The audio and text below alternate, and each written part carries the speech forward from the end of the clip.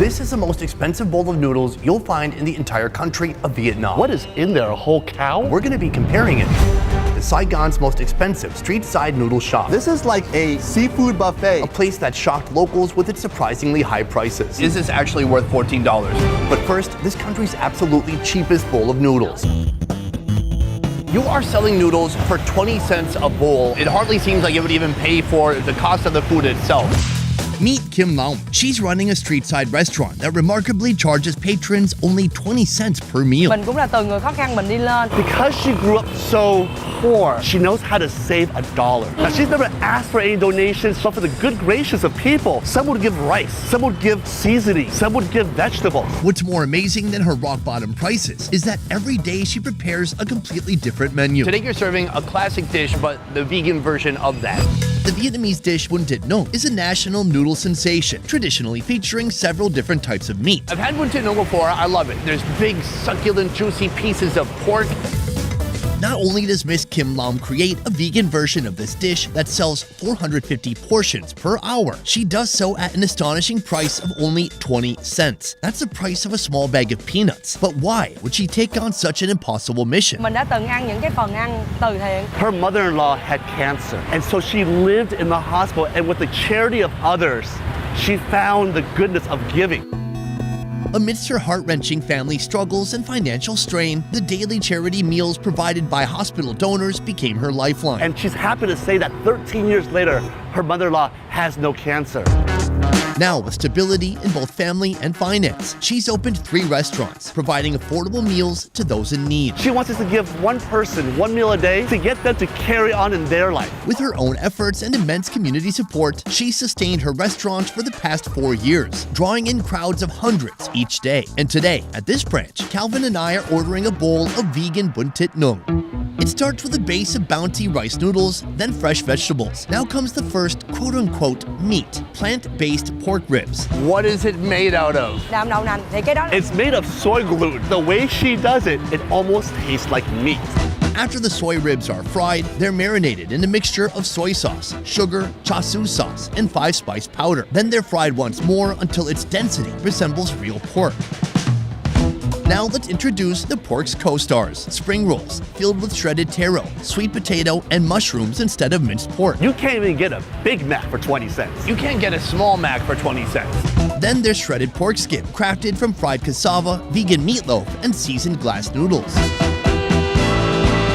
All of this is accompanied by pickled carrot and white radish, scallions, chilies, crushed peanuts, and the essence of Bun Thit Nung, fish sauce, created by boiling salt, sugar, coconut, food coloring, and vinegar. But how will this 20-cent vegan Bun Thit Nung compare to its meat-filled counterpart that costs 10 times more?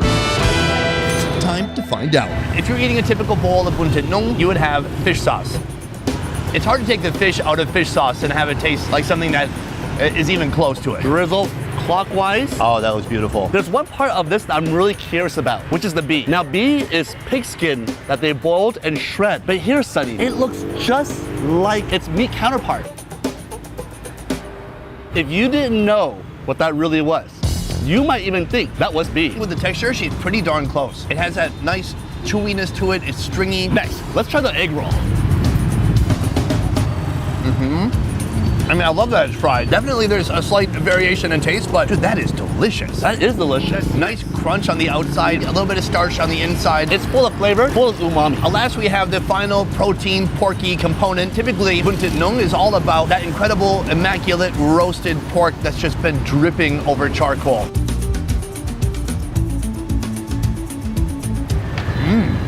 Sunny, I've had over 100 bowls of Bun Thit Nung in my lifetime.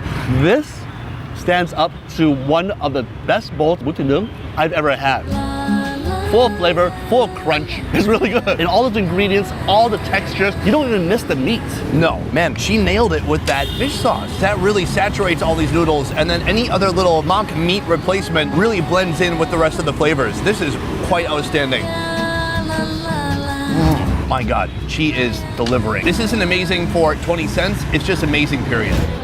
Agreed. So from here, we're gonna be trying the most expensive street-side noodles that you can find in Saigon.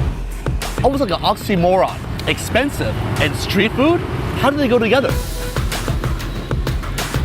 we've arrived at an infamous alleyway This is literally between two houses. where Miss Loang has been selling her noodles at a price so high, she ended up sparking a social media backlash. But yet people will go across the city to try these bowl of noodles. We're gonna find out why, in spite of the price, people keep coming back. Now, before we get into the price, I want to break down exactly what you're selling here. It's a noodle called banh can cua. Banh can cua is a traditional Vietnamese dish, especially cherished in coastal areas. Banh can cua is a tapioca-based noodle made with seafood and pork. Okay, so that's the essence of it. It's really all about the seafood. Now, the big question on my mind is, if I go most places around Saigon, I could find this dish for $1 or $2. But here you're selling it for $14. How do you get to that price? Cái nghề của này 36 năm. She has been selling banh can cua for over 36 years. What drives her is that perfection. Tôi muốn rằng khách của tôi ăn cái món này để rồi đi ra khỏi chỗ này nhớ tới bánh canh cua, nhớ tới bà già này. The banh can cua starts with a meticulously crafted broth made from 15 pounds of chicken, 15 pounds of pork feet, 7 pounds of fish, 9 pounds of shrimp, and 18 pounds of crab roe. Now that is an impressive array of flavors. Following, she prepares the addictive fresh banh can toppings, including thick, succulent crab claws. My understanding is that when some locals saw your prices here and that they were higher than everywhere else, that you faced backlash. The press came in. Other bloggers came down. They tried to run her name through the dirt. Can you talk about how you dealt with it? Tôi không quan tâm ai nói cái gì. Mà tôi đang quan tâm tôi đang làm cái gì. Okay. She begins by dipping the bouncy tapioca noodles in her flavorful broth and placing them in the bowl. Next, she piles on the proteins. Crab claws, shredded crab meat, pork trotter, sliced pork, and shrimp are dipped into the broth and added to the noodles. Elevate the bowl further with the addition of fried fish cakes and savory blood cakes. Now it's time to see for ourselves if Miss Loang's creation truly lives up to its price. This is a load of food here. This is like a seafood buffet. I am seeing the longest blood cake I've ever seen in my life. Good blood cake. I like the taste of this. It is soft. You know, it's like a flan. See, when I look at it, I want it to be chocolatey. When you bite into it, it is everything but. It's got a great savoriness to it. I enjoy it. These noodles are so slippery. They're like worms. You gotta get your face down here.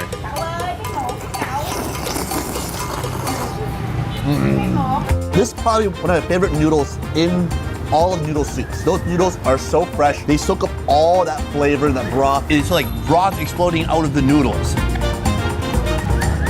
This broth is so complex. It's thick, viscous, savory, with a nice touch of seafood essence in there. As the Japanese have tonkotsu, the Vietnamese have this really beautiful blend of sea and land. This thing is jam-packed with value. There's tons of protein and high-priced items. Let's try some of this crab claw. Cheers. Dude. Whoa.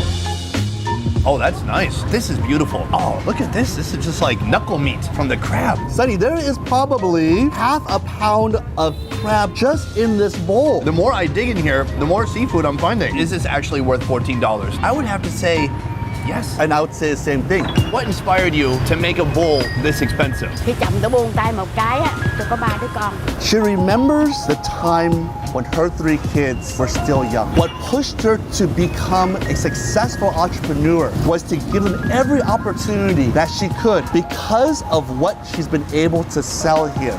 She's been able to allow her daughter to go overseas to Paris to learn how to be a chef. The quality of what's in the dish does not translate to the location of it. Eating this in a restaurant in San Francisco could run you upwards of $100. So instead of people seeing this as expensive street food, they should look at it like discount 5-star food. This is fantastic, but next we're going to be trying a bowl of noodles that costs over $160. What? Gentlemen, today we have come here to Landmark 81, the tallest building in Vietnam and the second tallest building in all of Southeast Asia. Here on floor 66, inside the Oriental Pearl, we are going to be trying the most expensive bowl of noodles you can find in this country. How expensive are we talking about here?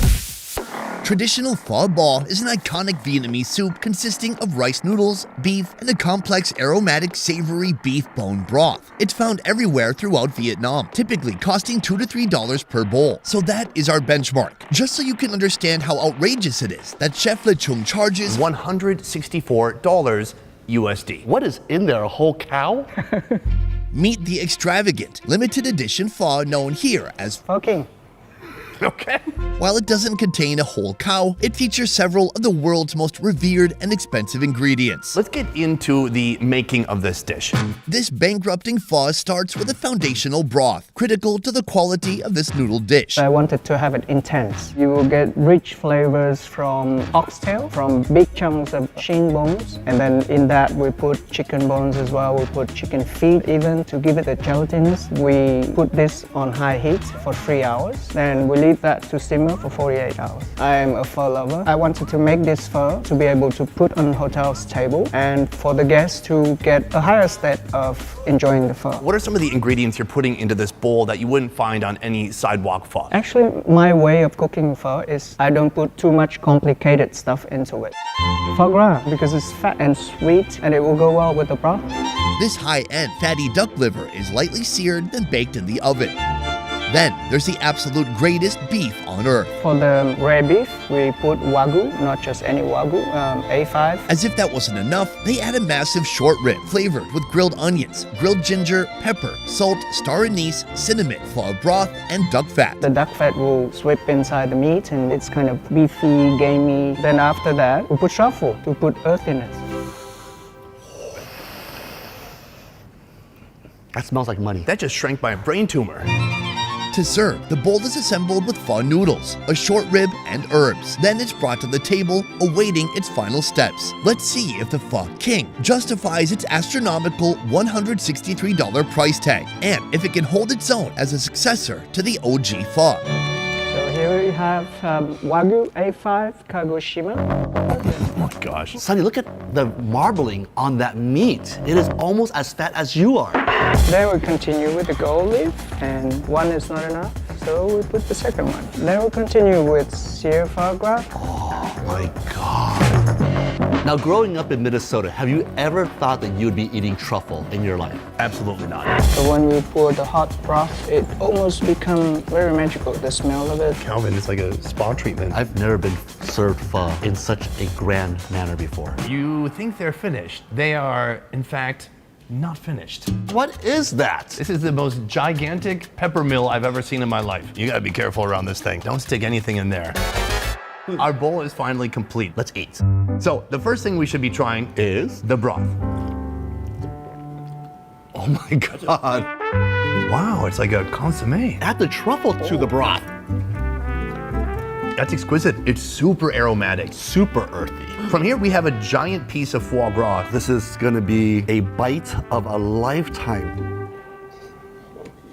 Oh, it's so soft, incredibly rich, bold. It's irony, it's gritty. But it pairs surprisingly well with everything in that bowl. We've got our partially cooked A5 Wagyu, the most expensive of all the Wagyus, the highest rated. Let's go for it. Transcendent. There's a perfect ratio of fat to protein. It just melts on my tongue. It's almost just a transcendent, didn't you? There's something calling my name right now, and that is the noodles. Now, this arguably is the most inexpensive part of the dish. The pho noodles have soaked up a beautiful broth. Now, this family is from the north. They've been making noodles here in Saigon for over 30 years. There is a giant piece of beef in our bowl that we've yet to sink our teeth into.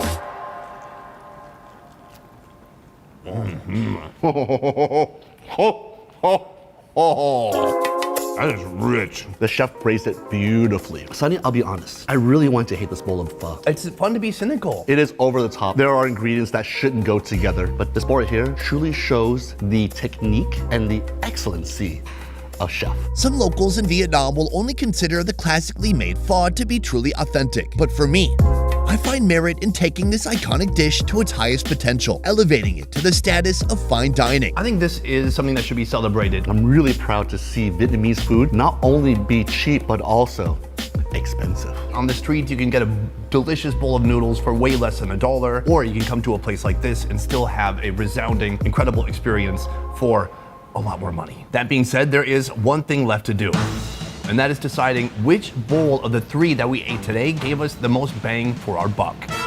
The best bang for my buck, or actually your buck, has to be the Ben Can Guo. Everything about that bowl is an experience waiting to happen. Sunny, what about you?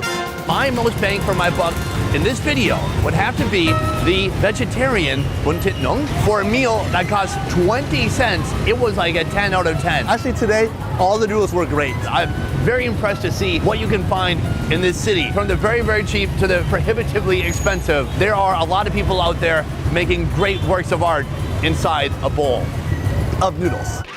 Elevate your style with our brand new clothing collection. Rock out in our threads, feel the thrill of culinary adventures, and celebrate with us in style. Head on over to beffers.shop today. It's super aromatic, like smelling gasoline, but delicious. Were you a little high when you made that bowl? Nhìn vô là không biết là đồ chay. So visually, it's a match. It's like we're gonna be catfished by this bowl of noodles. I'm gonna be swiping right. I don't know the last time I had one dish that was over $164. Yeah, I do. That is probably the most cheapest item on the bowl. That's a piece of bread. Well, my white trash intuition led me to this. It's my understanding that this is not part of your regular menu. Why is that? Partly because I think if we do this too often, it will lose its effect. He sounds like a drug dealer. Boom, guys, that is the end of the video. I hope you enjoyed it. I want to say a huge thank you to Calvin here for joining me today. You can find Calvin at FKN Deliciousness on YouTube and Instagram. Go find him, give him a follow, and experience his fun food adventures in Vietnam and beyond. That's it for this one. Thank you so much for watching. I will see you next time. Peace. Let's cross the street. I bet we can do it. I bet we can do it. Oh my God. I would have gone this way.